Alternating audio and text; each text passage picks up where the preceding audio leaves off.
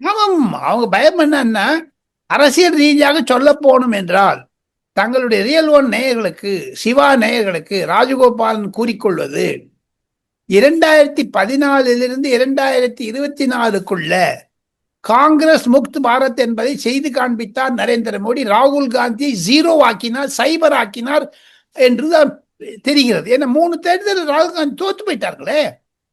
அவர் 20 வருஷமா எம்பியா இருக்கார். காங்கிரஸ் குழி தோண்டி படைச்சிட்டார்களே. அவரோடு இருந்தவங்க எல்லாருமே வெளில போயிட்டாங்களே. இந்த பின்னணியில் பார்த்தால் சிவா, காங்கிரஸ் முக்த் பாரத் 10 வருஷத்தில் செய்து காண்பித்த நரேந்திர மோடி இந்த 3 பில்கள் மூலமாக வரக்கூடிய 10 வருடத்தில் மாநில கட்சிகளை சாப்பிட்டு விடுவார் என்பதுதான் அவர்களுடைய அரசியல் தாகம். அதுதாங்க விஷயம். இப்ப ரீஜனல் பார்ட்டிஸ் மேல கண் வைக்கிறாரு, கை வைக்கிறாரு இவங்க சொல்றாங்க.